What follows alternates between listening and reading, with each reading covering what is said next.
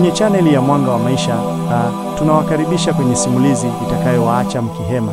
Leo tunaanza safari ya kusisimua ndani ya gereza la Kilole, mahali pa ajabu na pa kutisha vilivyofichwa ndani ya msitu mnene. Hakikisha mmekaa vizuri na mko tayari kusikiliza kwa makini. Maisha ya Chiva kabla ya safari yake ya kutafuta mafanikio yalikuwa rahisi na yasiyo na wasiwasi. Alizaliwa na kukulia katika kijiji tulivu cha Mainde, kilichojificha katikati ya mashamba ya chai yanayonukia. Furaha yake ilikuwa ikisukwa na kicheko cha mdogo wake, Ashakaya, harufu ya uji wa mahindi asubuhi kutoka kwa mikono ya upole ya mama yake, Mama Adaria, na amani ya kuishi karibu na ardhi. Kila kona ya Mainde ilimkumbusha nyumbani, mahali pa usalama na upendo usio na masharti. Ndoto zake zilikuwa rahisi: kusaidia familia yake, kuhakikisha mama yake anapata maisha bora na kumlinda mdogo wake. Alikuwa kijana mwenye matumaini, akiamini kuwa dunia ilikuwa imejaa fursa na kwamba bidii yake ingemfikisha mbali. Hata hivyo, ndoto hizo zilianza kubadilika aliposikia hadithi za jiji kuu, mahali pa mwangaza, mafanikio na fursa zisizo na kikomo. Aliamini kwamba kwenda huko ndio ingekuwa njia ya kumkomboa yeye na familia yake kutoka kwenye maisha ya kawaida ya kijijini. Hakujua kuwa safari yake ya kuelekea kwenye mwanga ingempeleka kwenye giza lisiloelezeka, mahali ambapo uhuru ungekuwa neno la anasa na hofu ndio rafiki yake wa karibu. Jitayarisheni kusikia hadithi ya jinsi matumaini ya kijana yalivyogubikwa na mateso na jinsi alivyopambana kurudi kwenye mwanga. Katika kijiji cha Mainde, kilichosifika kwa mashamba yake ya chai na utulivu wake wa kudumu, alikuwepo kijana mmoja jina lake Chiva Arindia. Chiva hakuwa kama vijana wengine wa Mainde waliotosheka na maisha ya mashambani. Moyoni mwake alitamani mng'ao wa jiji, fursa zake zisizo na kikomo, na labda maisha tofauti na yale aliyowajua. Baada ya kuhitimu shule ya msingi na kukosa uwezo wa kuendelea na masomo, ndoto hizo zilimchoma zaidi. Hakutaka kuishia kuwa mkulima kama baba yake. Alitaka zaidi.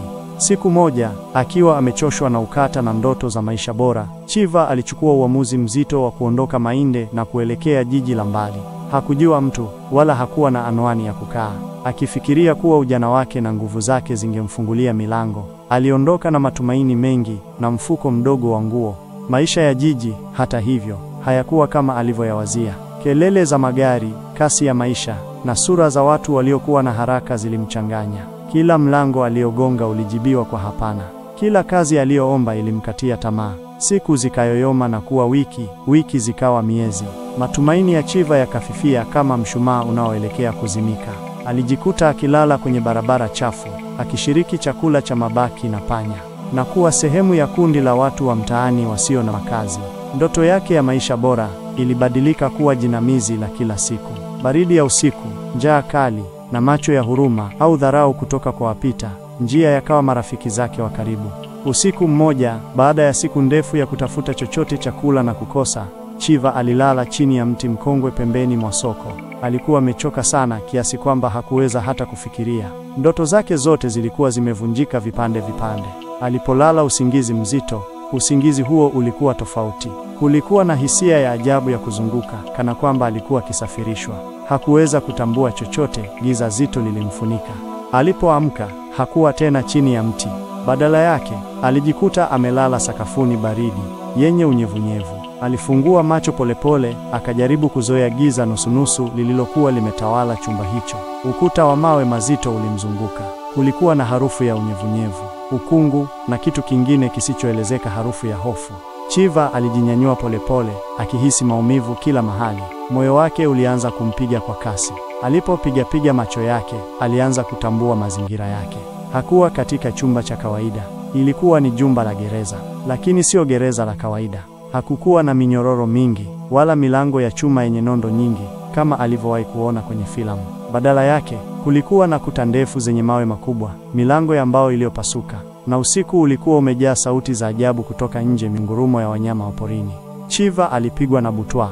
Alikuwa wapi? Vipi alifika hapa? Akikumbuka ndoto yake ya kusafirishwa, alianza kuhisi baridi ya ghafla ikimpitia. Alisimama, akasogea kwenye ukuta na kujaribu kuchungulia nje kupitia dirisha dogo lililokuwa limefunikwa na nondo nene zilizoshika kutu. Kile alichokiona kilimpa kiwewe. Kulikuwa na miti mirefu yenye matawi mengi yaliyoingiliana, ikifunga giza lote lililokuwa nje. Hakuna mwanga wa jua ulioonekana. Badala yake kulikuwa na kijani kibichi kilichojaa vivuli na sauti za viumbe visivyoeleweka. Alisikia sauti ya kunguru akilia kwa mbali. na mgurumo wa simba uliokuwa ukikaribia. Ghafla, alikumbuka hadithi za kale alizowahi kusikia Mainde kuhusu msitu wa Kilole, naam, msitu wa kutisha uliosemwa kuwa na wanyama wakali wasio na huruma na siri nzito zilizofichwa. Je, kweli alikuwa huko? Lakini jinsi gani? Chiva aligeuka kutoka dirishani, akahisi uchovu na hofu ikimjaa. Alikaa chini, akijishika kichwa. Akili yake ilianza kukusanya vipande vya habari. Msitu wa Kilole, gereza, na ukweli wa kushangaza. Hakukuwa na askari hata mmoja. Kimya cha kutisha kilijaa ndani ya jumba hilo, kikivunjwa tu na sauti za wanyama kutoka nje. Aliposhtuka, alisikia kikohozi kikavu kutoka kona ya chumba. Hakukumbuka kuona mtu mwingine alipoamka. Aligeuka polepole, macho yake yakijaribu kuzoea giza. Katika kona yenye kivuli, alimuona mtu mmoja ameketi, akiwa amejikunja.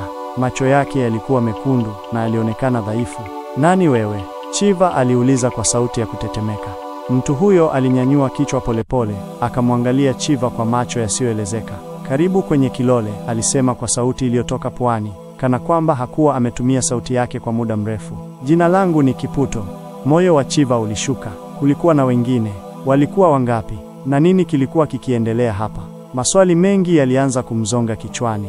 Alijua hili halikuwa gereza la kawaida, na safari yake ya kutafuta maisha bora ilikuwa imempeleka mahali pabaya zaidi kuliko alivyowahi kufikiria. Chiva alizungumza na Kiputo na wafungwa wengine aliowakuta.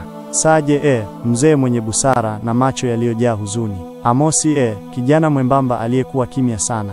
Joseph Katili, mtu mwenye sura ya kutisha na mikono mikubwa iliyojaa makovu. Na Yuzo, mzee mwingine aliyepoteza usemi na alionekana kuishi katika ulimwengu wake mwenyewe. Wanawake wawili pekee aliowaona walikuwa Brandina, mwanamke mrefu mwenye macho makali, na Vero, msichana mdogo aliyekuwa na hofu kila wakati. Rosie na Esther hakuwahi kuwaona bado, jambo lililomfanya azidi kuchanganyikiwa. Kila mmoja alikuwa na hadithi yake isiyoelezeka kuhusu kufika Kilole, lakini hakuna hata mmoja aliyekumbuka jinsi hasa walivyofika. Ilikuwa kana kwamba waliamka tu ndani ya kuta hizo.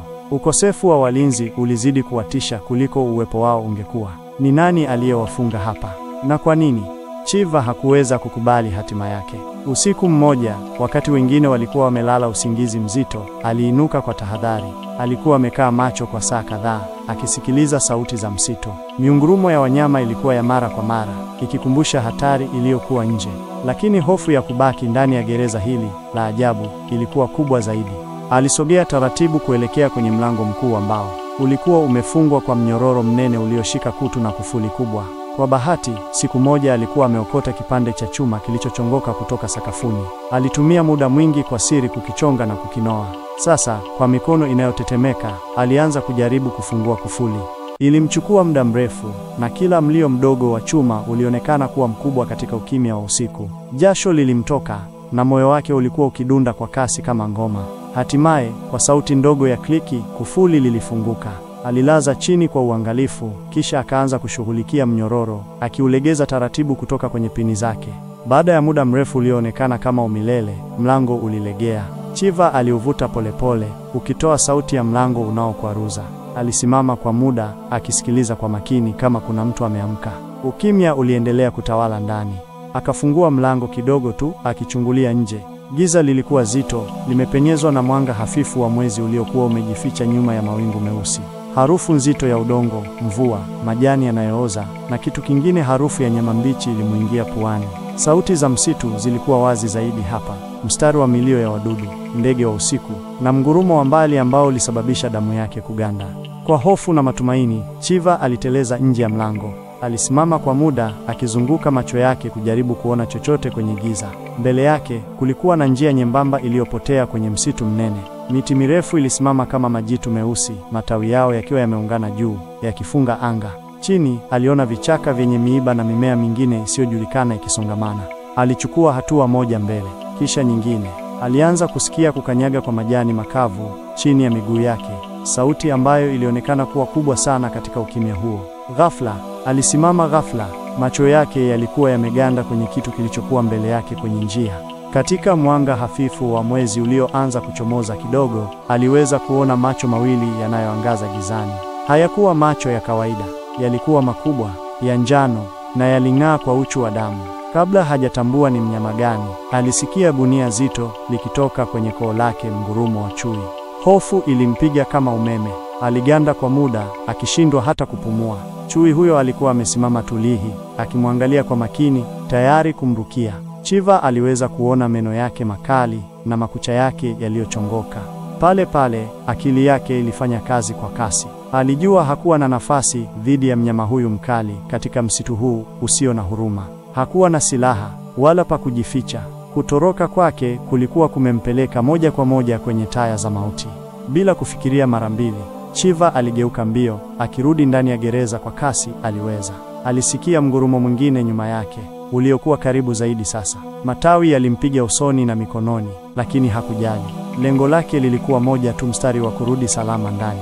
Alifika kwenye mlango wa gereza akiwa amechoka na hofu. Aliingia ndani haraka na kufunga mlango kwa nguvu, akisukuma mnyororo na kulirudisha kufuli mahali pake kwa mikono inayotetemeka. Alisimama kwa muda, akisikiliza pumzi yake iliyokuwa ikipanda na kushuka kwa kasi, na mgurumo wa chui uliokuwa ukififia taratibu msituni. Akiwa amesimama pale gizani, Chiva alihisi mwili wake wote ukiwa umelegea. Alikuwa amejaribu kutoroka, na alikuwa ameshindwa kwa kutisha. Kile alichokiona nje kilikuwa cha kutisha zaidi ya kuta za gereza lenyewe. Msitu wa Kilole ulikuwa gereza lingine, kubwa zaidi na hatari zaidi. Aligeuka polepole, akawaangalia wafungwa wengine waliokuwa bado wamelala usingizi. Hawakujua aliyoyakabili nje. Hawakujua kuwa walikuwa salama kiasi gani ndani ya kuta hizi za mawe, licha ya siri zake za kutisha. Chiva alijua sasa, kutoroka kutoka Kilole hakukuwa rahisi kama alivyofikiria. Msitu ulikuwa mlinzi wake mkuu, na alikuwa tayari kuwalinda wafungwa wake kwa gharama yoyote. Hofu mpya ilianza kumjaa Chiva. Hofu ya kile kilichokuwa nje, na hofu ya kubaki ndani ya gereza hili la kutisha milele. Chiva aliteleza kimya kimya kwenye sakafu baridi, akijishika ukutani. Pumzi zake nzito ziliashiria hofu aliyokuwa nayo. Hakuweza kulala tena usiku huo. Kila alipofumba macho, aliona yale macho ya njano yaking'aa gizani, na akasikia mgurumo wa chui uliokuwa bado ukimwandaa masikioni mwake. Alikaa kimya akisubiri alfajiri. Alipozuka jua, mwanga hafifu ulipenya kupitia matundu madogo ya gereza, ukiangazia vumbi lililokuwa likicheza hewani. Wafungwa wengine walianza kuamka polepole, wakinyoosha viungo vyao. Kiputo alikuwa wa kwanza kumwona Chiva akiwa amejikunja kwenye kona, akitetemeka. "Chiva, kuna nini? Unaonekana kama umemwona mzimu," Kiputo aliuliza kwa sauti ya kigugumizi, akijinyanyua na kumsogelea. Chiva alinyanyua macho yake mekundu, akimtazama Kiputo. "Nilitoka nje," alisema kwa sauti ya kunong'ona, kana kwamba bado anaogopa kusikika. "Nilitoka nje ya gereza usiku." Maneno hayo yalipenya hewani kama mshindo wa radi. Saje, Amosi na hata Brandina walisimama ghafla, wakimtazama Chiva kwa macho yaliyojaa mshangao na hofu. Josefu Katili, ambaye mara chache hakuonyesha hisia, alisimamisha kazi yake ya kukagua kucha zake. "Nini? Ulifanya nini?" Saje aliuliza, sauti yake ikiwa imejaa kutokuamini. "Mbona unaonekana hivi? Ni nini kilitokea huko nje?" Chiva alishusha pumzi nzito, akihisi koo lake likikauka. "Nilitaka kutoroka. Nilitaka kujua ni nini kipo nje ya kuta hizi. Nilifungua mlango na nikaingia msituni." Vero, msichana mdogo, alikuna uso wake kwa hofu. "Msitu? Kilole? Hapana Chiva, usingethubutu."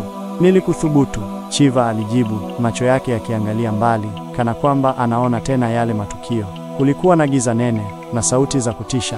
"Nilichukua hatua chache tu, halafu nikaona." Alikaa kimya kwa muda, akijaribu kukusanya mawazo yake. Kila mmoja alikuwa akimwangalia kwa hamu, wakisubiri ajitapo. "Nikaona macho," Chiva aliendelea, sauti yake ikiwa imepasuka. "Macho makubwa, ya njano, yaking'aa gizani. Kisha nikasikia mgurumo. Ilikuwa chui, kubwa sana. Ilinivizia tu." Kimya kilitawala chumbani. Sauti ya kikohozi cha Amosi ilisikika, na Josefu Katili alitikisa kichwa polepole. Brandina, ambaye mara zote alikuwa na moyo mgumu, alionekana kutishwa. "Uliokoka vipi?" Kiputo aliuliza, akishindwa kuamini. Nilikimbia kama sijawahi kukimbia maishani mwangu," Chiva alisema, akitetemeka. "Nilirudi ndani haraka sana. Nilikifunga kufuli. Msitu ni gereza lenyewe. Hauna huruma. Tuliko hapa ni salama zaidi kuliko huko nje." Saje aliguna kwa huzuni. "Nimekuwa nikikuambia, Kilole si mahali pa kujaribu kutoroka. Ni mtego. Tuko salama zaidi humu ndani, licha ya siri zake zote." "Lakini mbona hakuna askari?" Chiva aliuliza, swali lililokuwa likimsumbua tangu afike. "Ni nani anayetulinda?" Na ni nani anayetuletea chakula? Ghafla, maneno yake yalikatizwa na sauti ya Saje akishangaa. Angalieni, chakula! Kila mmoja aligeuka kuangalia. Kweli, kwenye kona ya chumba, palikuwa na sahani kadhaa zilizokuwa zimejipanga vizuri. Ulioingiwa mahindi uliofuka moshi na samaki waliokaangwa. Kulikuwa na mkate wa ngano na hata vyungu vidogo vya maji safi. Ni nani aliyeviweka pale? Hakuna aliyeona mtu akiingia au kutoka. Hali hii ilikuwa ikitokea kila asubuhi. Waliamka na kukikuta chakula kikiwa kimepangwa tayari. Hakuna hata mmoja wao aliyewahi kumuona yule anayewaletea. Walikuwa wakikilima na kukivuna wenyewe kutoka kwenye bustani ndogo iliyokuwa nyuma ya gereza. Lakini kupika na kukileta ndani ya gereza hilo ilikuwa siri. Ilikuwa ni kama roho fulani isiyoonekana ilihudumia mahitaji yao. Tafadhali, Vero alinong'ona. Je, kuna roho zinazotuhudumia au ni wachawi? Joseph Katili, kwa mshangao wa kila mmoja, alizungumza kwa sauti yake nzito na mbaya. Hakuna roho au wachawi. Kuna nguvu fulani hapa Kilole. Nguvu tunayoijua kidogo sana. Inatufunga na inatuhudumia, labda ili tuendelee kuishi kama wafungwa wake. Chiva hakuwa na hamu ya kula. Hofu na uchovu vilikuwa vimemnyonga kabisa. Alikuwa amepoteza matumaini ya kutoroka. Alitazama sahani za chakula, lakini koo lake lilikuwa limefungika. Alitafakari maneno ya Josefu Katili. Ilikuwa ni kama gereza hili lilikuwa na akili yake yenyewe, likiwatunza wafungwa wake kwa lengo lisilojulikana. Mimi siwezi kula, Chiva alisema, akitikisa kichwa. Ninahitaji kulala. Huku nje ni kutisha zaidi. Kiputo alimwangalia kwa huruma. Pumzika Chiva, sote tunaelewa. Kilole ni gereza lisilo na kuta zinazoonekana, lakini ni gereza gumu zaidi kutoroka. Labda ni wakati wa kukubali hatima yetu. Maneno ya Kiputo yalimuingia Chiva akilini. Walikuwa wafungwa wa Kilole, si kwa sababu ya kuta za mawe au askari, bali kwa sababu ya msitu wa kutisha uliowazunguka.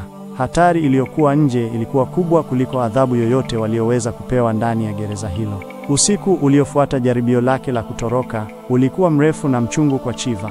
Alilala kwa shida, akigeuka kwenye sakafu baridi. Kila mlio wa upepo, kila mgurumo wa mbali wa mnyama ulimfanya ashtuke na kukumbuka macho yale ya manjano yaliyojaa uchu wa damu. Alfajiri ilipofika, alihisi amechoka zaidi kuliko alivyolala.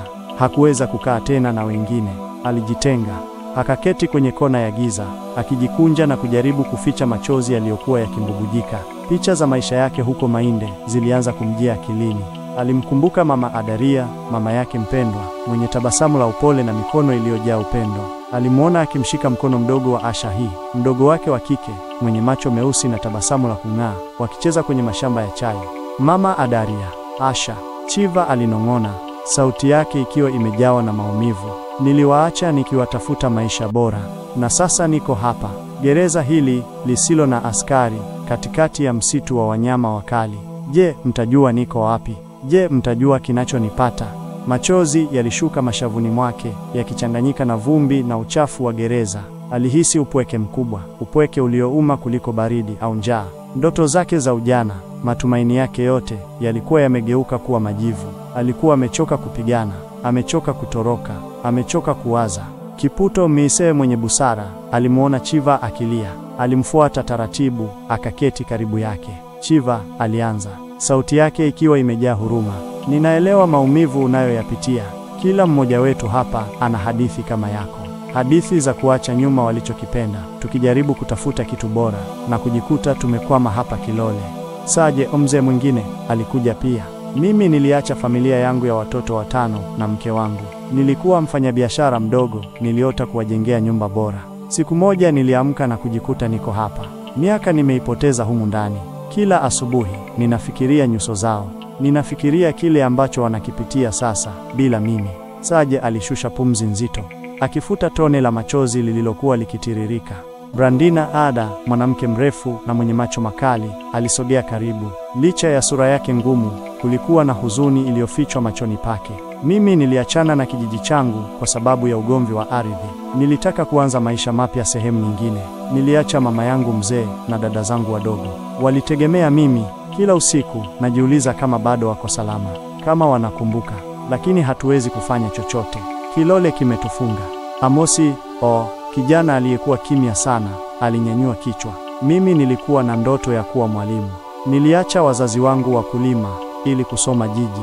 Niliamini elimu ingenipa uhuru, lakini uhuru umenipungukia hapa. Ni kama tumetekwa na nguvu isiyoonekana. Hata Josefu katili, ambaye hakuwahi kuonekana akionyesha hisia, alionekana akijikunyata kidogo. Usikate tamaa kijana, alisema kwa sauti yake nzito. Hofu ni silaha yao kubwa. Wanataka tukate tamaa, lakini ndani ya kuta hizi tunaweza kupata nguvu. Nguvu ya kukabiliana na ukweli, nguvu ya kuendelea kuishi hata kama hatujui kwa nini. Vero Mepeo Neno Sisada, msichana mdogo, alimsogelea Chiva na kumpa kamba kidogo. Usilie kaka Chiva, alisema kwa sauti yake ya upole. Sisi wote tunaumia, lakini tuko pamoja. Pamoja tunaweza kukabiliana na hofu hii. Labda ipo siku tutaelewa. Labda ipo siku tutapata njia. Maneno ya wenzake yalimuingia Chiva polepole. Walikuwa wakilia naye, wakihisi maumivu yake. Aligundua kwamba hakuwa peke yake katika mateso yake. Kila mmoja wao alikuwa ameacha nyuma kitu chenye thamani, na sasa wote walikuwa wamefungwa katika gereza hili la ajabu. Chiva alinyanyua kichwa chake, akawaangalia wenzake. Uso wake ulikuwa umejaa machozi, lakini macho yake yalikuwa na mwanga mpya, mwanga wa uelewa na mtu yeyote kujaza maombi haya, wa matumaini yaliyorejeshwa kidogo. Ni ngumu, Chiva alisema, sauti yake ikiwa imechoka. Ni ngumu kukubali kwamba labda hatutawaona tena wapendwa wetu. Ndiyo, ni ngumu, Kiputo alijibu, lakini kukata tamaa ni mbaya zaidi. Tuko hapa kwa sababu fulani. Haijalishi ni nguvu gani inatufunga, bado tuna maisha. Na labda katika maisha haya mapya ya Kilole, tunaweza kugundua ukweli. Ukweli ambao hakuna mtu mwingine anaweza kuugundua. Chiva alipumua kwa undani. Alikuwa bado anaogopa, bado amechoka, lakini maneno ya wenzake yalikuwa yamempa nguvu mpya. Hakukuwa peke yake. Walikuwa wafungwa wote wa Kilole, na walikuwa wote katika hili pamoja. Sasa badala ya kujaribu kutoroka, labda ilikuwa wakati wa kuelewa. Kuelewa ni nini hasa Kilole, na kwa nini walikuwa hapa. Usiku uliofuata, Chiva alikuwa bado amezama katika huzuni nzito na mawazo mengi. Maneno ya wenzake yalikuwa yamempa faraja kidogo, lakini bado alijisikia upweke na kutokuwa na matumaini. Kila kona ya gereza ilionekana kumkumbusha hali yake ya kutokuwa na uwezo. Alitazama nyuso za wenzake waliokuwa wamelala, akijiuliza ni mara ngapi walikuwa wamepitia maumivu haya, na ni mara ngapi walikuwa wamejaribu kupata majibu bila mafanikio. Akiwa amechoshwa na siri hii na hisia ya kutokuwa na udhibiti juu ya hatima yake, Chiva alifanya uamuzi mgumu. Leo sitalala, alijisemea mwenyewe kwa sauti ya chini sana. Sitalala mpaka nione ni nani anayeleta chakula. Siri hii inabidi ifichuke.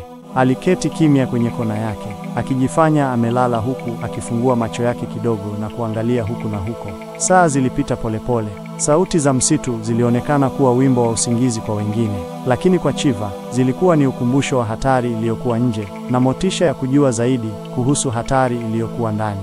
Alisikia mihemo mizito ya Saje, mikoromo ya Kiputo na pumzi tulivu za Brandina na Vero. Giza lilizidi kuongezeka na baridi ilianza kuuma.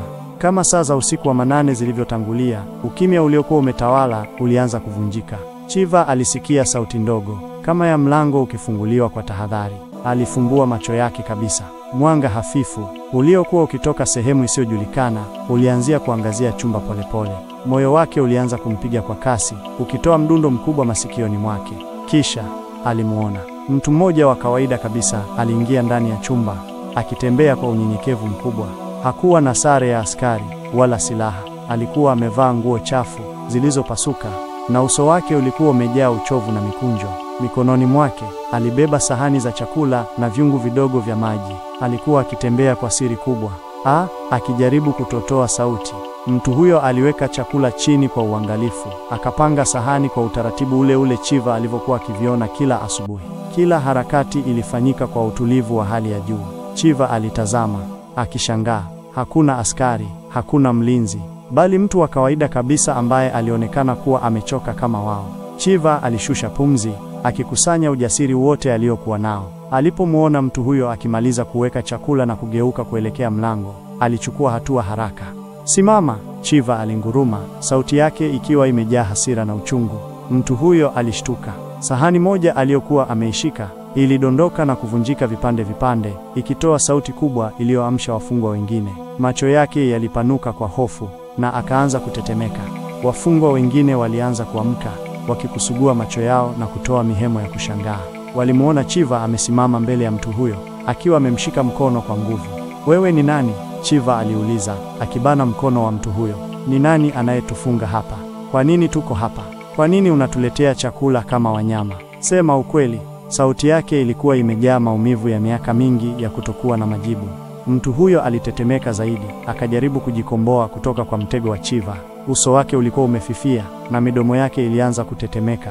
Macho yake yalikuwa yamejawa na hofu, lakini pia na huzuni isiyoelezeka. Nani anakutuma? Ni nani anamiliki gereza hili? Chiva aliendelea kumuuliza, akimtingisha mtu huyo. Mtu huyo alishusha pumzi ndefu, kana kwamba anakusanya nguvu zake zote za mwisho. Alimwangalia Chiva kwa macho yaliyokuwa yakififia, na kwa sauti iliyotoka kwa tabu, alijibu, Mimi pia nilinafungwa. Maneno hayo yalipenya hewani kama mshindo wa radi. Chiva aliganda. Wafungwa wengine walibaki kimya, wakitazama kwa mshangao. Kabla Chiva hajafahamu nini kilichotokea, mtu huyo alishuka chini polepole, pumzi yake ikakatika na akabaki kimya. Alikufa hapo hapo. Kimya kilitawala chumba, kimya kigumu cha kutisha. Chiva alilegeza mtego wake, akamwacha mtu huyo aanguke sakafuni. Hofu kubwa ilimpiga kama umeme. Alikuwa amekusubiri kwa muda mrefu, na hatimaye alipata jibu, lakini jibu hilo lilikuja na mauti. Mimi pia nilifungwa. Maneno hayo yalikuwa yakizunguka kichwani mwa Chiva. Huyu mtu aliyekuwa akiwaletea chakula kila siku alikuwa mfungwa kama wao. Lakini ni vipi? Na nani aliyemfunga? Na kwa nini alikuwa akiwafanyia kazi hii? Mshangao na hofu viliwajaa wafungwa wengine. Saje aliharakisha kuja na kupiga goti karibu na mwili, akijaribu kumwangalia. Amekufa, alisema, sauti yake ikiwa imejawa na kutokuamini. Ni kweli, amekufa. Yosefu Katili, ambaye alikuwa akionekana mtulivu mara zote, alitikisa kichwa polepole. Siri inazidi kuwa nzito, Kilole. Sasa ni nani atatuletea chakula? Na ni nani aliyemfanya huyu kuwa mtumwa wetu? Mwili wa yule mhudumu ulikuwa umelala pale, ukiongeza fumbo jingine kubwa kwenye siri za Kilole. Walikuwa wamepoteza mtu aliyekuwa akiwahudumia, na walikuwa wamepata jibu la kutisha. Mstari wa gereza la Kilole halikuwa na askari, lakini lilikuwa na wafungwa wengine ambao kwa namna fulani walifanyizwa kuwa wahudumu. Kifo cha yule mhudumu kilikuwa kimeacha alama isiyofutika mioyoni mwa wafungwa. Hofu ya kile kilichokuwa kikiendelea nje ya uelewa wao ilizidi kuongezeka, lakini kwa Chiva kulikuja na azma mpya. Maneno ya yule mtu kabla ya kufa, mimi pia nilifungwa, yalikuwa yakimsumbua. Ilimaanisha nini hasa? Na je, walikuwa wangapi kama yeye? Asubuhi iliyofuata, baada ya mwili wa yule mhudumu kutoweka kimya na chakula kipya kuonekana, Chiva aliketi kando akitafakari. Alikuwa amechoshwa na kutokuwa na majibu. Alikuwa amechoshwa na kuishi kwa hofu. Lazima nitoroke, alijisemea mwenyewe. Sio tu kwa ajili yangu, bali kwa ajili yetu sote. Lazima nitafute ukweli wa Kilole. Usiku huo, Chiva hakuweza kulala. Alikuwa akipanga mikakati. Alijua kutoroka kutoka msitu wa Kilole ilikuwa ngumu sana, baada ya uzoefu wake wa kwanza na chui. Lakini sasa, alikuwa na mpango tofauti. Hakutaka kutoroka msituni. Alitaka kutoroka kutoka ndani ya mfumo wa Kilole. Alfajiri ilipofika, Chiva aliamka mapema, akihisi nguvu mpya ikimjaza. Alitembea kwa wafungwa wenzake, ambao walikuwa bado wamechoka na mawazo. Nimepanga mpango, Chiva alisema kwa sauti ya utulivu, lakini iliyojaa azma. Sitajaribu kutoroka msituni tena. Sitajaribu kuvunja milango. Nitatafuta njia ya kutoka kwenye gereza hili. Kwa kujifanya nimekubali hatima yangu. Kiputo alimwangalia Chiva kwa shaka. Unamaanisha nini Chiva? Hakuna njia nyingine. Tumekaa hapa kwa miaka. Tumetafuta kila mlango, kila tundu. Hakuna njia ya kutoka. Kuna njia, Chiva alijibu, akizunguka macho yake kwa wenzake. Yule mtu aliyekufa alikuwa mfungwa kama sisi, lakini alikuwa akifanya kazi kwa ajili ya Kilole. Labda sisi pia tunaweza kufanya kazi kwa ajili ya Kilole, na labda kwa kufanya hivyo tunaweza kugundua siri zake. Saje aliguna. Hii ni hatari, Chiva. Unaweza kujikuta ukawa mtumwa wao kama yeye, na mwisho wake umeuona mwenyewe. Ninajua, Chiva alisema, akitikisa kichwa. Lakini ninaamini kuna kitu zaidi ya hofu hii. Na kama yule mtu aliyekufa alikuwa akifanya kazi hii kwa kulazimishwa, labda kuna nafasi ya kujua ni nani anayelazimisha. Nimekuwa nikitafuta njia ya kutoroka nje, lakini sasa ninaamini njia ya kutoroka iko ndani. Brandina, ambaye mara chache alionyesha hisia, alimwangalia Chiva kwa makini. Unataka tufanye nini hasa? Kwanza, tunapaswa kuanza kuzingatia mazingira yetu kwa umakini zaidi, Chiva alieleza. Tunapaswa kutafuta viashiria vyovyote vya mlinzi wetu asiyeonekana. jinsi chakula kinavyokuja, nani anayechukua uchafu, na labda kuna ishara zozote za maeneo mengine ndani ya gereza hili ambayo hatujawahi kuyachunguza. Tunapaswa pia kuanza kuelewa msitu wa Kilole kwa undani zaidi, Chiva aliendelea. Hatutaweza kutoroka bila kujua siri zake, lakini badala ya kujaribu kukimbia kutoka kwake, tunapaswa kujifunza kuishi ndani yake. Kujifunza tabia za wanyama, mimea na labda mianya mingine iliyofichwa. Vero alishtuka. Unamaanisha tusiguse chakula kilichokuwa kikiletwa? Hapana, tunakila, Chiva alijibu haraka. Lakini tunakiangalia kwa makini. Tunapaswa kuona kama kuna chochote kisicho kawaida. Kila kitu kidogo kinaweza kutupa kidokezo. Kifo cha yule mtu kimeniambia kuwa si lazima tuwe mateka. Labda kuna udhaifu katika mfumo huu wa Kilole. Yosefu Katili alitikisa kichwa. Ndoto kubwa kijana, lakini ninakuelewa. Hofu ya kutojua ni mbaya zaidi kuliko hofu ya kifo. Niko pamoja nawe. Nimechoka na siri hii. Labda kwa pamoja tunaweza kuifichua. Kiputo alishusha pumzi.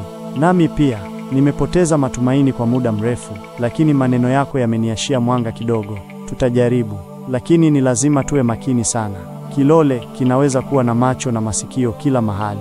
Kwa mara ya kwanza tangu afike Kilole, Chiva alihisi matumaini kidogo yakimrejea. Hakuwa peke yake. Wafungwa wenzake, licha ya hofu zao, walikuwa tayari kujaribu njia hii mpya. Safari ya kugundua siri za Kilole haikuwa rahisi, lakini sasa walikuwa na mpango, na muhimu zaidi, walikuwa na umoja laya. Walikaa chini, wakijadili maelezo ya mpango wao. Waliamua kuchunguza kila kona ya gereza, wakitafuta ishara zozote. Walipanga kubadilishana taarifa kila asubuhi, wakikusanya vipande vya fumbo. Walikuwa tayari kuchukua hatari kubwa, wakiamini kwamba kujua ukweli kungewapa uhuru, hata kama uhuru huo ulikuwa ndani ya kuta za gereza la Kilole. Siku zilikatika polepole, zikijaa na uchunguzi wa kina wa gereza na mazingira yake. Chiva na wenzake walijitahidi kuchunguza kila kona, wakitafuta ishara yoyote, kidokezo chochote. Waligundua kuwa gereza hilo lilikuwa limejengwa kwa mawe mazito, imara, na kwamba hakukuwa na njia yoyote ya kutoka kiurahisi.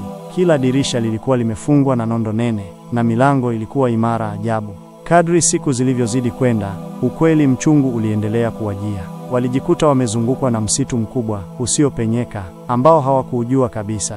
Hawakuweza kuona hata mwisho wa msitu, wala hawakujua ni njia gani ingewapeleka nje. Walikuwa wamepotea kabisa katikati ya pori hili hatari. Ndani ya gereza, roho zilianza kushuka tena. Wafungwa wenzake, baada ya wiki kadhaa za kutafuta majibu bila mafanikio, walikuwa wamekata tamaa kabisa. Hawakuweza kujua ni nani hasa alikuwa akiongoza gereza hilo. Siri zilizofichwa zilikuwa fumbo kubwa lisilotatuka, na kila siku ilionekana kuongeza tu maswali mapya. Chiva, akiwa amechoka na kukata tamaa, aliketi kwenye kona, akijiinamia. Machozi yalianza kumbubujika, akilia kimya kimya. Alihisi kuzama katika dimbwi la majuto, akimya. Kwa nini nilitoka kijijini kwetu, Mainde?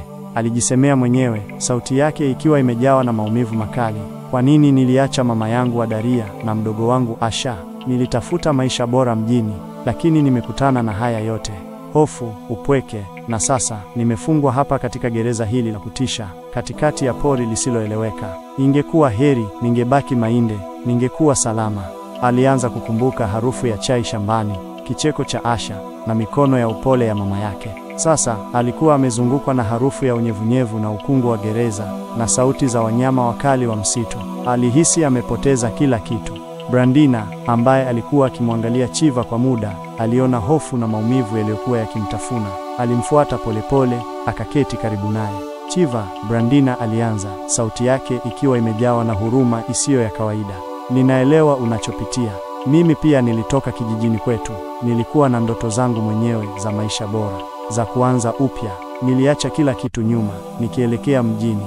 Usiku mmoja, nilipolala, asubuhi niliamka na kujikuta niko huku. Hii ni siri kubwa, na hatujui ni nani ametuleta huku, wala kwa nini. Brandina alishusha pumzi nzito. Tumejaribu kuelewa, Chiva. Tumetafuta majibu kwa muda mrefu. Lakini kila tunapojaribu, tunajikuta tumefungwa zaidi. Labda hakuna majibu rahisi hapa Kilole. Labda ni fumbo ambalo hatuwezi kulitatua. Maneno ya Brandina yalimtoa Chiva katika mawazo yake. Alinyanyua kichwa, akimwangalia Brandina. Aliona uchungu ule ule machoni pake, uchungu wa mtu aliyepoteza matumaini. Kadri siku zilivyozidi kwenda, kitu kingine cha kushangaza kiliendelea kutokea. Ingiza Sisada, kilichozidi kuimarisha imani yao kwamba kutoroka kusingewezekana. Walishangaa sana kugundua kuwa karibu kila usiku walikuwa wakiona wanyama wakali kama chui, simba na hata mamba wakilala nje kidogo ya kuta za gereza. Walikuwa karibu kabisa, macho yao yaking'aa gizani, wakionekana kama walinzi wa kimya wa gereza hilo. Ilikuwa kama msitu uliojua kila harakati yao na ulikuwa tayari kuwazuia yoyote anayejaribu kutoroka. Kila mmoja wao alijua sasa, ukijaribu kutoroka hapa, huwezi kufika mahali, utakufa tu. Maneno haya yalikuwa yakirudiwa mioyoni mwao, yakimaliza matumaini yoyote ya kutoroka. Gereza la Kilole halikuwa tu na kuta za mawe, bali pia lilikuwa na walinzi wa asili, wakali na wasio na huruma. Walikuwa wamefungwa na sasa walikuwa wamekubali hatima yao. Kijiji cha Mainde, hofu ya Mama Adaria. Katika kijiji cha Mainde, mbali na hofu iliyokuwa ikiwakumba wafungwa wa Kilole, Mama Adaria alikuwa akihisi kizunguzungu cha hofu nzito. Muda mrefu ulikuwa umepita tangu Chiva, Mae, mwanaye kipenzi, ampigie simu. Chiva alikuwa na desturi ya kumpigia mama yake kila mara, hata pale maisha yalipokuwa magumu mjini. Ukimya huu ulikuwa jambo geni na lenye kutisha. Mama Adaria alijaribu kupiga simu kwa namba ya Chiva mara nyingi, lakini simu haikupokewa. Alijaribu kuwauliza majirani zake waliojua baadhi ya watu mjini kama wamewahi kumuona Chiva, lakini hakuna aliyekuwa na habari yoyote. Hofu ilimtafuna moyoni, akimfanya asilale usiku. Alikuwa akifikiria juu ya mwanaye, akijiuliza kama alikuwa salama, kama alikuwa akila vizuri. Machozi yalimtiririka usoni, akijuta kwa nini alimruhusu Chiva aende mjini. Alihisi kama amempoteza mwanaye milele. Alichukua hatua mbalimbali zisizo na mafanikio, ikiwemo kwenda kituo cha polisi cha kijijini kutoa taarifa, lakini walimwambia kuwa bila anwani kamili ya Chiva mjini, ilikuwa ngumu kumtafuta. Gereza la Kilole kuzama katika kukata tamaa. Wakati huo huo, ndani ya gereza la Kilole, Chiva alikuwa amezama kabisa katika kukata tamaa. Ingiza si sahihi. Baada ya kugundua kuwa wanyama wakali wa msituni walikuwa wakilala nje ya gereza kama walinzi, matumaini yake yote ya kutoroka yalikuwa yamezimika kabisa. Alijua sasa kwamba maisha yake yote yangeishia humo, akifungwa na siri zisizoeleweka na adhabu isiyojulikana. Kila asubuhi aliamka na hisia ya uzito, akijua kwamba siku nyingine ya mateso na kutokuwa na matumaini ilikuwa imeanza. Siku moja, akiwa amelala katikati ya usiku mkubwa, Nishiva alisikia miungurumo ya kutisha ikitoka nje ya jengo. Ilikuwa miungurumo ya wanyama wengi na ilionekana kuwa karibu zaidi kuliko kawaida. Sauti hizo zilionyesha hasira na ukali wa hali ya juu, zikitetemesha hata kuta za gereza. Chiva, kutokana na hofu yake kubwa, alikuwa hajalala kabisa. Macho yake yalikuwa yamefunguka, akisikiliza kwa makini kila mlio. Wenzake wote walikuwa wamelala fofofo, bila kujua hatari iliyokuwa ikiwenda nje. Chiva alinyanyuka polepole, akitembea ndani ya chumba kwa woga mkubwa. Alihisi kwamba wanyama hao walikuwa wakija ndani kumshambulia, ingawa hakukuwa na dalili zozote za kuingia kwao. Alikuwa akitafuta sehemu ya kujificha, moyo wake ukimdunda kwa kasi. Alipokuwa akitembea gizani, miguu yake ilikanyaga mahali palipokuwa tupu. Ghafla Chiva alijikuta akiingia kwenye shimo lililokuwa limefichwa sakafuni. Alishuka chini kwa kasi, akitoa mshindo mdogo wa maumivu alipogonga chini. Giza lilikuwa zito na harufu ya udongo, mawe na kitu kingine kisichoelezeka kilimjaa puani. Alijinyanyua pole pole, akijaribu kuona chochote kwenye giza zito. Akijipapasa ukutani, alihisi baridi ya unyevunyevu. Kisha alisikia sauti ya kupumua kwa nguvu na milio ya kunung'unika isiyoeleweka. Ghafla macho yake yaliona mwangaza hafifu, na kisha kitu cha kutisha. Kulikuwa na wanyama wa mapangoni wakali, wenye macho mekundu yaliyoangaza gizani. Walikuwa ni nguchiro mapangoni, wanyama wakubwa wenye makucha marefu na meno makali, waliojulikana kwa ukatili wao na uwezo wao wa kuishi gizani. Walikuwa wamemzunguka Chiva, macho yao yakimwangalia kwa uchu. Chiva alipigwa na butwaa. Alikuwa ametoroka kutoka gereza la msitu, lakini sasa ameingia kwenye gereza jingine la kutisha zaidi, lililokuwa limefichwa chini ya ardhi. Kwa hofu isiyoelezeka, Chiva alijikuta amezungukwa na nguchiro mapangoni, madi, viumbe hatari wenye macho mekundu yanayong'aa gizani. Harufu ya udongo, mawe na harufu kali ya wanyama hawa ilijaa puani. Hofu ya kifo ilimpitia, lakini kitu ndani yake kilikataa kukata tamaa. Tayari alikuwa amevumilia mengi, hakuweza kukata tamaa hapa. Nguchiro mapangoni mkubwa, mwenye manyoya meusi na makucha marefu, alimrukia Chiva. Chiva aliruka haraka, akiepuka taya zake zenye meno makali. Alijikuta akijikunja na kujigonga kwenye kuta za shimo, akitafuta njia ya kujikinga. Giza lilikuwa rafiki yake na adui yake kwa wakati mmoja. Lilimficha, lakini pia lilimfanya asijue hatari iliyokuwa mbele yake. akikumbuka mafunzo ya utoto wake huko Mainde, jinsi walivyojifunza kujikinga na wanyama wadogo wa porini. Chiva alichukua jiwe lililokuwa karibu na kuanza kulitumia kama silaha. Alipambana na Nguchiro mapangoni mmoja kwa mmoja, akitumia nguvu zake zote. Alipiga, akigonga, akijitetea kwa uwezo wake wote. Nguchiro mapangoni walikuwa wakali, lakini Chiva alikuwa akipigana kwa ajili ya maisha yake. Alipiga Nguchiro mmoja kichwani, ukitoa mgurumo mdogo na kudondoka chini. Lakini mapambano hayo yalikuwa mwanzo tu. Kadiri alivyozidi kusonga mbele ndani ya shimo, aligundua kuwa lilikuwa kama mtandao wa mapango ingii uliokuwa na barabara ndogo na vichochoro. Na hapa alikutana na wanyama wengine hatari. Ghafla alihisi kitu kinachoteleza miguuni mwake. Alishuka chini kwa haraka, akiruka nyoka mkubwa mwenye rangi ya kijani kibichi na macho ya sumu. Alikuwa ni Fira Shimo, aina ya nyoka hatari anayeishi kwenye mapango, anayejulikana kwa sumu yake kali na kasi yake. Chiva alitumia jiwe lake tena, akirusha kwa nguvu kuelekea kichwani mwa nyoka. Nyoka alipiga kelele ya hasira, akijikunja na kujaribu kumshambulia tena. Chiva alirudi nyuma, akijaribu kukaa mbali na taya zake za sumu. Vita ilikuwa kali, na Chiva alijua kuwa kosa dogo lingemgharimu maisha yake. Alizunguka nyoka, akitafuta fursa ya kumpiga tena. Mwisho, alifanikiwa kumpiga kichwani, na nyoka huyo alidondoka chini, akijikunja kwa mara ya mwisho. Chiva alipumua kwa pumzi nzito, akihisi uchovu ukimjaa. Alikuwa amechoka, lakini alijua hawezi kusimama. Alihisi kuwa shimo hili lilikuwa na siri zaidi, na labda lilikuwa njia ya kutoka Aya. Alikuwa hajui hilo, lakini hisia ya ndani ilimuongoza. Aliendelea kusonga mbele, akipambana na kila kiumbe alichokutana nacho. Kulikuwa na popo wakubwa walioruka juu ya kichwa chake, buibui wenye sumu waliozunguka kuta, na hata panya shimo wakubwa wenye meno marefu. Kila hatua ilikuwa mapambano ya kuishi. Alikuwa akijifunza kuona gizani, kusikia kila sauti na kuhisi harakati ndogo. Baada ya kile kilichoonekana kuwa masaa marefu ya mapambano, Chiva alianza kuona mwanga hafifu mbele yake. Mwanga huo ulimpa nguvu mpya. Aliharakisha hatua zake, akipuuza uchovu na maumivu. Alijua alikuwa karibu. Hatimaye alifika kwenye tundu dogo lililokuwa likiruhusu mwanga wa jua kupenya. Alijikaza, akipenya kwenye tundu hilo kwa shida. Alijikokota, akipiga kelele ndogo ya maumivu alipogonga miguu yake kwenye ardhi ngumu. Alipoibuka, uso wake ulihisi hewa safi, na macho yake yalianza kuzoea mwanga wa jua. Alikuwa ametoka kwenye shimo la kutisha, na hapo mbele yake kulikuwa na uso wa dunia tena. Hakuwa ndani ya gereza la Kilole. Alipumua kwa undani, akijawa na hisia ya ajabu ya uhuru. Alikuwa bado amezungukwa na msitu mnene, lakini sasa alikuwa nje ya kuta za gereza. Alipiga magoti, akishukuru kwa maisha yake. Alikuwa amepitia mapambano ya ajabu, na sasa alikuwa huru. Lakini alikuwa wapi? Msitu ulikuwa bado mkubwa na wa kutisha. Alijua bado safari ndefu ilikuwa mbele yake, lakini sasa alikuwa na matumaini mapya. Alikuwa ameshinda kifo, na sasa alikuwa tayari kukabiliana na chochote kilichokuwa mbele yake. Chiva alisimama pale, akivuta pumzi nzito ya hewa safi, akiangalia jua likichomoza taratibu kupitia matawi mnene ya miti. Safari yake kutoka shimoni ilikuwa imemwacha amechoka, lakini akiwa na matumaini mapya moyoni. Alikuwa ameshinda kifo tena, na sasa alikuwa huru kutoka kuta za gereza la Kilole. Lakini uhuru huo ulikuwa wa muda tu. Bado alikuwa ndani ya msitu ule mkubwa na hatari. Alijaribu kuelekeza mawazo yake, akijiuliza ni wapi alitokea na wapi angeelekea.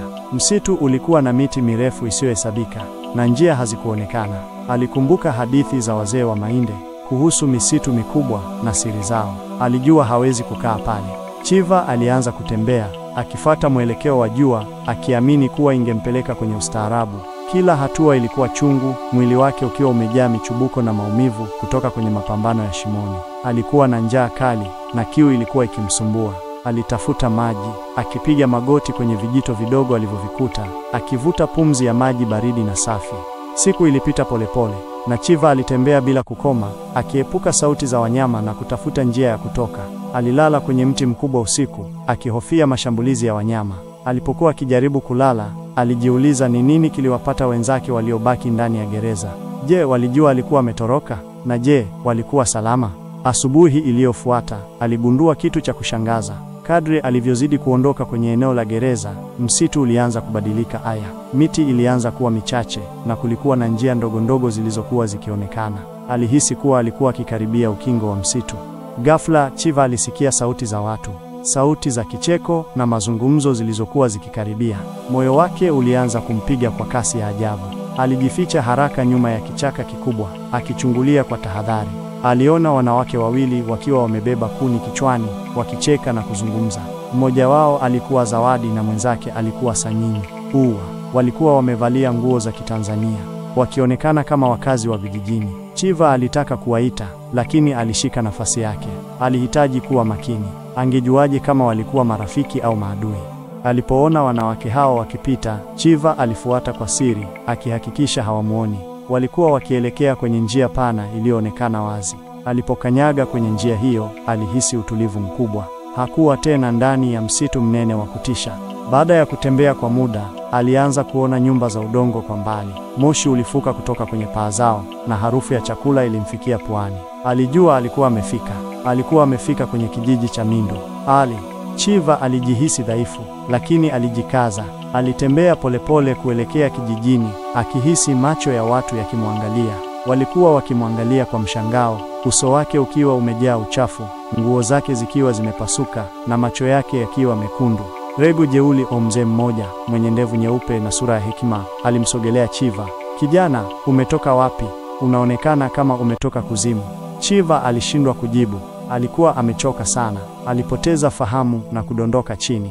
Alipoamka, alijikuta amelala kitandani akiwa amefunikwa blanketi la joto. Alikuwa ndani ya nyumba ndogo na harufu ya mchuzi wa kuku ilijaa hewani. Mama Sadiki na Ntuyoti, mwanamke mmoja mzee, alikuwa ameketi karibu naye akimtazama kwa huruma. Mumewe Mdachi alikuwa amesimama karibu na mlango.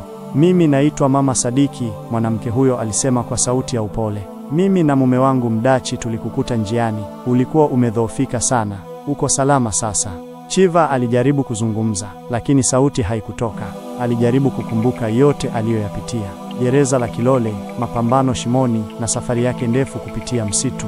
"Asante," Chiva alinong'ona. Nilikuwa nimefungwa." Mama Sadiki alitikisa kichwa. "Tumesikia hadithi za msitu wa Kilole. Wanasema kuna nguvu za ajabu huko, lakini ni wachache sana wanaorudi kutoka huko." Chiva alijua bado alikuwa na safari ndefu ya kueleza hadithi yake na kugundua ukweli. Alikuwa amepona kimwili, lakini roho yake ilikuwa imebeba mizigo mizito ya Kilole. Alipaswa kufika Mainde, kuwaambia wazazi wake kuwa alikuwa hai, na labda siku moja kurudi Kilole na kufichua siri zake zote.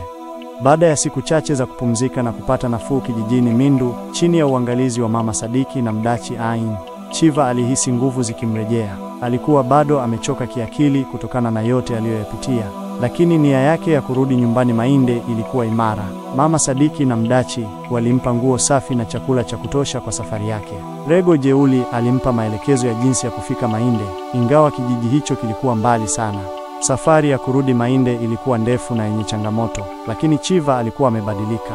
Hakuwa tena kijana dhaifu na mwenye kukata tamaa aliyetoroka mjini. Alikuwa amekutana na vifo, amepambana na wanyama wakali, na ametoka kwenye shimo la ajabu. Alikuwa na lengo: kufika nyumbani na kisha kurudi Kilole. Hatimaye, baada ya siku nyingi za kutembea, Chiva alifika Mainde. Kijiji kilikuwa kimetulia kama kawaida, mashamba ya chai yakistawi. Alipoelekea nyumbani kwao, moyo wake ulimdunda kwa kasi. Alijua mama yake, Mama Adaria, atakuwa ameshakonda kwa mawazo. Alipofika mlangoni, aliukuta wazi. Aliingia ndani polepole. Mama Adaria alikuwa ameketi kwenye kochi dogo, akishona, uso wake ukiwa umejaa mikunjo ya wasiwasi. Ashame, mdogo wake, alikuwa akicheza nje. "Mama," Chiva alisema, sauti yake ikitetemeka. Mama Adaria aliinua kichwa. Kwanza macho yake yalipanuka kwa kutokuamini. Kisha uso wake ukaangaza na akasimama ghafla, akiacha kazi yake. "Chiva, mwanangu," alinguruma, machozi yakimbubujika. Alimkimbilia Chiva na kumkumbatia kwa nguvu. Chiva alijihisi salama, akihisi joto la upendo wa mama yake kwa mara ya kwanza baada ya muda mrefu. "Nilikufikiria umepotea mwanangu," Mama Adaria alisema, akilia. "Kila siku niliomba uwe salama." Chiva alimkumbatia mama yake kwa nguvu zaidi, machozi yakimtoka pia. Asha alikimbia kuja, akimkumbatia kaka yake kwa furaha. Nyumbani ilikuwa mahali salama. Mshangao ndani ya gereza la Kilole. Wakati huo huo, ndani ya gereza la Kilole, mshangao mkubwa uliwakumba wafungwa asubuhi iliyofuata baada ya Chiva kutoweka. Kiputo Onieo Saje Peao Nenosiri, Brandina Haini, Vero Onieo, Amosi Neosiri, Josefu Katili, umurijaza maombi haya. Na Yuzo walipoamka, waligundua kuwa shimo walilokuwa wakilijua halikuwepo tena. Kulikuwa na shimo kubwa la wazi katikati ya sakafu, likionyesha giza zito chini yake. Chiva, Kiputo alinguruma. Ametoweka, lazima ameingia humu. Saje aliketi chini, akitikisa kichwa. Hakuna mtu anayeweza kuishi huko chini. Ni kifo cha uhakika. Lakini walishangaa zaidi kuona kwamba chakula hakikuletwa asubuhi hiyo. Kwa mara ya kwanza tangu wafikie kilole, meza yao ilikuwa tupu. Hofu ya njaa ilianza kuwapata, ikiongeza kwenye hofu ya kutojua hatima ya Chiva. Walijua kuwa Chiva alikuwa amechukua hatari kubwa, na walijiuliza kama alikuwa ameweza kunusurika. Njia ya ukombozi, mpango wa Chiva. Chiva alitumia wiki kadhaa Mainde, akipata nafuu kamili na kurejesha nguvu zake. Alisimulia hadithi yake kwa wazazi wake na viongozi wa kijiji, ingawa walimwangalia kwa shaka na kutokuamini. Wengi walifikiri alikuwa amekuwa na matatizo ya akili kutokana na maisha magumu mjini. Lakini Chiva alikuwa na lengo jipya, mstari wa kuwaokoa wenzake. Alijua kwamba shimo aliloingia lilikuwa njia ya pekee ya kutoka kilole, na pia labda ndiyo njia ya kuingia kwenye siri za gereza hilo. Chiva alitumia muda mwingi kujifunza kuhusu misitu, ramani na hata mifumo ya zamani ya mapango. Alijifunza kutoka kwa wawindaji wazoefu na waganga wa jadi. Alijua hawezi kurudi kilole bila maandalizi. Alifanya mazoezi ya kimwili, akijijengea nguvu na uvumilivu. Alitafuta zana na vifaa muhimu. Baada ya miezi kadhaa ya maandalizi ya siri, Chiva alikuwa tayari. Aliamua kutochukua mtu yoyote, kwani safari ilikuwa hatari sana. Lengo lake lilikuwa kuingia tena kwenye shimo, kupitia njia aliyokuwa ameitumia, na kisha kugundua siri za gereza hilo na kuwaokoa wenzake. Aliamini kwamba labda kulikuwa na mtu au nguvu fulani iliyokuwa ikiendesha gereza hilo, na kwamba njia ya kutoka ilikuwa kwa kuikabili nguvu hiyo. Alijua safari itakuwa ngumu na hatari, lakini Chiva alikuwa amebadilika. Sasa alikuwa na ujasiri usioyumba, akiongozwa na upendo kwa wenzake na hamu ya kufichua ukweli. Safari yake ya kurejea kilole ilikuwa safari ya ukombozi, sio tu kwa wafungwa, bali pia kwa nafsi yake mwenyewe. Chiva alirudi kilole akiwa na vifaa muhimu na azma isiyotetereka. Safari yake ya kurejea ilikuwa tofauti na ile ya kwanza. Hakuwa akitoroka tena, alikuwa akirudi kukomboa. Alipofika kwenye eneo la msitu wa kilole, alihisi baridi ya pekee ikimpitia. Sauti za wanyama zilionekana kuwa za kutisha zaidi sasa, lakini alikuwa amejiandaa. Alipofika kwenye eneo la gereza, alijificha nyuma ya vichaka, akichungulia kwa makini. Aliona milango ya gereza ikiwa imefungwa, na hakukuwa na dalili zozote za maisha kutoka ndani. Ukimya wa kutisha ulijaza anga. Chiva alijua kwamba wafungwa wenzake walikuwa wakiishi katika hofu na njaa, bila kujua hatima yake. Alitembea polepole kuelekea kwenye shimo alilokuwa ameingia awali.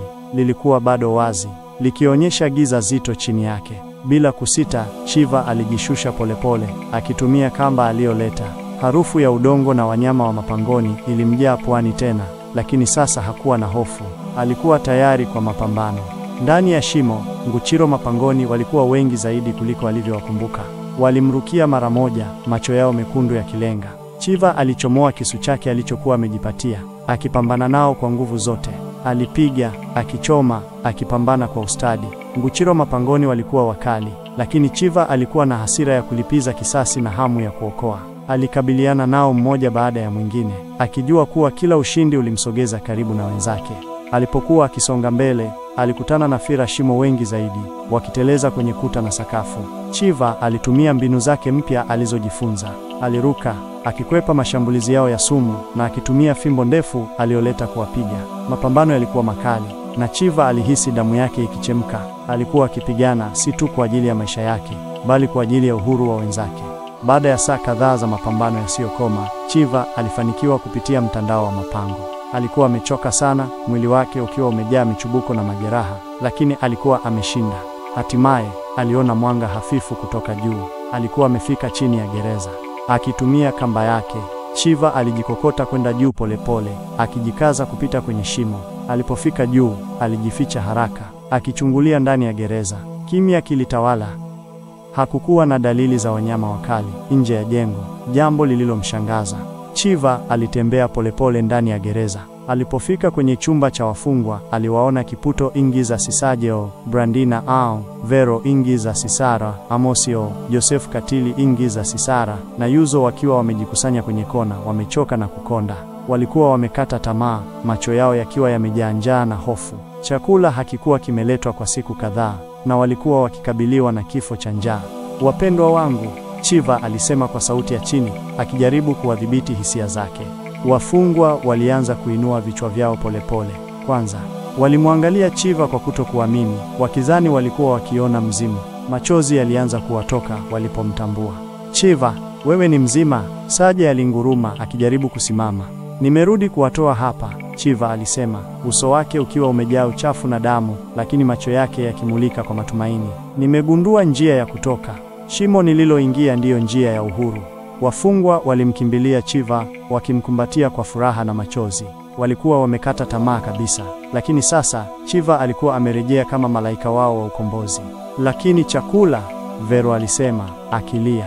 "Tumekuwa na njaa kwa siku nyingi." "Najua," Chiva alisema. "Nimeleta chakula kidogo nilichopata njiani, lakini hatuna muda. Lazima tuondoke mara moja, kabla nguvu ya kilole haijatugundua." Chiva aliwapa chakula kidogo alichokuwa nacho, akawatia moyo na kuwaeleza mpango wake wa kutoroka kupitia shimo. Alijua haitakuwa rahisi, lakini alikuwa amewaokoa mara moja, na sasa alikuwa tayari kuwapigania tena. Wafungwa walikuwa wamechoka na kudhoofika, lakini matumaini ya uhuru yaliwapa nguvu mpya. Walimfuata Chiva kuelekea shimoni, wakishuka chini kwa uangalifu. Chiva alikuwa mbele, akiwasaidia na kuwaelekeza. Mapambano mengine yalianza tena ndani ya shimo, lakini sasa Chiva hakuwa peke yake. Yosefu Katili, licha ya udhaifu wake, alipigana kwa ujasiri, akiwalinda wenzake. Brandina alionyesha nguvu za ajabu, akisaidia wale waliodhoofika. Walikuwa wakipigana kama familia, wakitoka katika gereza hili la giza. Baada ya mapambano marefu na magumu, hatimaye wote walifanikiwa kutokea nje ya shimo, wakijikuta tena kwenye uso wa dunia, chini ya jua linalochomoza. Walipumua pumzi ya hewa safi, wakiangaliana kwa macho yaliyojaa furaha na kutokuamini. Walikuwa huru, lakini siri ya kilole bado haijafichuliwa. Chiva alijua walikuwa wametoka, lakini hawakujua ni nani hasa aliyowafunga na kwa nini. Safari yao ya uhuru ilikuwa imeanza, lakini safari ya kugundua ukweli wa kilole bado ilikuwa mbele yao. Chiva na wenzake walisimama nje ya shimo, wakivuta pumzi za uhuru. Jua la asubuhi lilichomoza taratibu, likiangazia nyuso zao zilizochoka. Walikuwa wamekombolewa kutoka gereza la kilole, lakini siri yake iliendelea kuwaandamiza. Walikumbatiana, machozi yakibubujika, furaha iliyochanganyika na maumivu yaliyopita. Walikuwa wamedhoofika na wamechoka, lakini sasa walikuwa wameungana zaidi kuliko hapo awali. "Lazima tuondoke haraka," Chiva alisema, akijaribu kuwaweka makini. "Msitu huu bado ni hatari, na bado hatujui ni nani aliyetuleta hapa." Walitembea kwa siku kadhaa, wakijitegemea kwa matunda ya porini na maji ya vijito. Chiva aliongoza, akitumia ujuzi wake mpya wa msitu. Walimkumbuka yule mhudumu aliyekufa, na maneno yake ya mwisho yaliendelea kuwa siri nzito. Ni nani aliyemfunga yeye pia? Wakati wa safari yao, Chiva alianza kugundua kitu cha ajabu. Kiputo Ameriao, mzee aliyekuwa akionekana dhaifu na mwenye busara, alionyesha tabia zisizo za kawaida. Mara kwa mara, Kiputo alitoweka kwa muda mfupi na kisha kurudi. Alionekana kujua njia za msitu vizuri zaidi kuliko alivyodai. Macho yake yalikuwa na mwanga wa pekee, uliokuwa ukibadilika kutoka huruma hadi kitu kingine kisichoelezeka, kana kwamba anaficha siri kubwa. Siku moja usiku, wakiwa wamelala chini ya mti mkubwa, Chiva alimuona Kiputo akijinyenyekesha kutoka kwenye kundi lao. Chiva alimfuata kwa siri, moyo wake ukidunda kwa kasi. Alimuona Kiputo akiongea na kitu kisichoonekana, kwa sauti ya chini, kana kwamba anatoa amri. Harakati zake zilikuwa za haraka, na alionekana kuwa na nguvu zaidi kuliko alivyokuwa akionyesha. Chiva alishtuka, alirudi haraka, akijikunja karibu na wafungwa wengine. "Nimegundua kitu," Chiva alinong'ona kwa sauti ya chini. "Kiputo ana siri." Asubuhi ilipofika, Chiva alikabiliana na Kiputo mbele ya wengine. "Kiputo," Chiva alisema, sauti yake ikiwa imejawa na mashaka. "Wewe ni nani hasa? Na unafanya nini usiku?" Kiputo alijaribu kutabasamu, lakini tabasamu lake halikufikia macho yake. "Nini unazungumza Chiva? Nimechoka tu, ndiyo maana nimekuwa nikitembea usiku." "Usidanganye," Chiva alisema, akimwangalia Kiputo moja kwa moja machoni. "Nimekuona, umekuwa ukitoweka usiku, na unaongea na kitu kisichoonekana, na unajua njia za msitu vizuri zaidi kuliko mtu yeyote hapa. Ni wewe, si ndio? Ni wewe unayeendesha gereza la kilole." Maneno ya Chiva yalipenya hewani kama mshindo wa radi. Wafungwa wote walipigwa na butwaa. wakimwangalia Kiputo kwa kutokuamini. Saje alisimama, akimtazama Kiputo kwa mashaka makubwa. Kiputo alitikisa kichwa polepole, tabasamu lake likififia kabisa. Macho yake yalibadilika kabisa, yakionyesha nguvu na ukali ambao hawakuwahi kumuona. Hatimaye, kijana mwerevu, Kiputo alisema, sauti yake ikiwa imejaa mamlaka na ukali. Nimewasubiri kwa muda mrefu, mtu wa kugundua ukweli. Kiputo alisimama, akitoka kwenye kivuli. Ndiyo, mimi ndiye msimamizi wa gereza la Kilole alisema, akitazama kila mmoja kwa macho makali, bila hofu yoyote. Na ndiyo, mimi ndiye niliyewaleta hapa. Wafungwa walishangaa, wakiwa wamefungua midomo yao. Kwa nini? Vero alinong'ona, akitetemeka, asiyeweza kuamini macho yake. Kwa nini umetufunga? Kiputo alishusha pumzi nzito, akionekana kama anafikiria maneno yake. Kilole sio gereza la kawaida, ni mahali pa mtihani. Nimekuwa nikiwalinda kutokana na dunia ya nje, dunia yenye uovu na uharibifu. Msitu wa Kilole ni mlinzi wenu, na wanyama wake ni walinzi wenu. Na yule mhudumu, Chiva aliuliza, akihisi hasira ikimvaa. Kwa nini alikufa? Alikuwa kama ninyi, mfungwa wangu wa zamani, Kiputo alijibu, sauti yake ikiwa haina hisia. Lakini alishindwa mtihani. Alijaribu kutoroka na akaishia kutumika kama chombo changu. Kila mtu anapata nafasi ya kutoroka, lakini wachache wanaweza kuishi nje ya Kilole bila maandalizi yangu. Kiputo alitabasamu kwa huzuni, tabasamu lililoonekana kuwa na uzito wa miaka mingi. Kilole inawapa nafasi ya kujitathmini, ya kugundua nguvu zenu za ndani, ya kujifunza kuishi. Niliyewalisha, niliyewalinda. Nilikuwa nikiangalia nani atakuwa na uwezo wa kugundua siri hii. Niliyewachagua ninyi kwa sababu mlikuwa na kitu cha kipekee ndani yenu. Kiputo aliendelea, akionyesha uwezo wake wa ajabu, jinsi alivyokuwa akiwaleta gerezani bila wao kujua. Mshangao wenu mlipoamka gerezani, hamjui mlifika vipi. Mimi ndiye niliyewachukua. Nilikuwa nikizunguka maeneo mbalimbali, nikichagua wale ambao walionekana kupotea njia au waliohitaji somo la maisha. Niliwatuliza kwa dawa za kulevya nilizotengeneza kutoka mimea ya msituni. Kisha nikawaleta hapa kimya kimya. Hakuna mlango uliovunjwa, hakuna pingu. Nilikuwa nikiwaiba kutoka katika maisha yenu ya kawaida na kuwaingiza katika mtihani wangu. Na chakula kilipotoweka, Vero aliuliza kwa hofu, ulikuwa unatufundisha njaa? Ndiyo, Kiputo alijibu. Ilikuwa sehemu ya mtihani, kuona kama mtaweza kuishi bila kutegemea msaada, ili kuwapa nguvu ya ndani. Kiputo alinyoosha mkono wake kuelekea mbele, akionyesha njia iliyokuwa wazi mbele yao. Njia ya kutoka msituni iko wazi. Nitaondoka sasa. Nitaendelea na kazi yangu ya kuwajaribu wengine. Lakini kumbukeni hili, maisha ni mtihani usiokoma, na Kilole ni sehemu ndogo tu ya safari yenu. Sasa, Kiputo alitoa fundisho la mwisho kwa vijana na wazee waliokuwa mbele yake, macho yake yakitulia. Kwenu vijana, msitafute mafanikio ya haraka bila kujua thamani ya maisha. Dunia nje ina majaribu mengi kuliko mnavyofikiria. Thamini familia zenu, thamini maisha yenu, na kamwe msikimbie matatizo. Yanakufanyeni imara. Na kwenu wazee, Kiputo aliendelea, akitazama Saje na Josefu Katili, umri ni hekima, lakini pia unaweza kuwa kipofu. Msikate tamaa kwa urahisi. Maisha yenu hayajaisha bado. Tumieni uzoefu wenu kuwafundisha wengine, na daima mtumie ujasiri mliojipatia hapa Kilole kuendelea kupambana. Kila mtu anapaswa kuwa kiongozi wa maisha yake mwenyewe. Msiruhusu hofu iwadhibiti. Endeleeni kutafuta ukweli, hata kama ni chungu. Kwa maneno hayo, Kiputo aligeuka na kuanza kutembea polepole kuelekea msituni.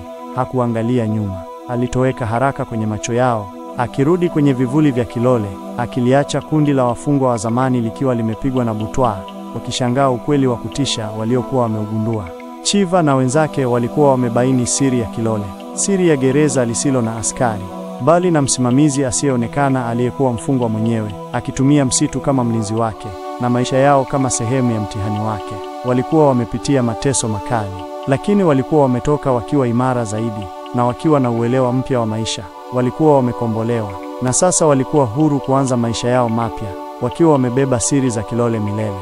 Watazamaji wetu wapendwa, tumefika mwisho wa simulizi hii ya kusisimua ya gereza la Kilole, Antuyeute kujaza maombi haya. Tunatumaini mmeburudika, mmesisimka, na pengine hata mmejifunza jambo au mawili kutoka kwenye safari ya Chiva na wenzake.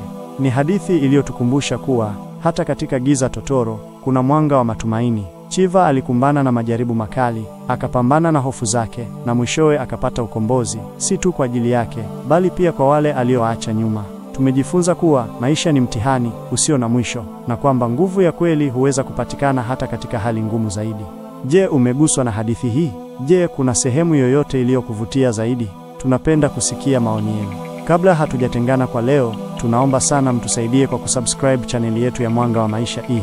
Kwa kufanya hivyo, mtatupa motisha ya kuendelea kuwaletea simulizi zenye kufundisha, kuburudisha na kusisimua kama hii. Gonga kitufe cha kengele pia ili usikose video zetu mpya. Asanteni sana kwa kuwa nasi. Tukutane tena katika simulizi ijayo.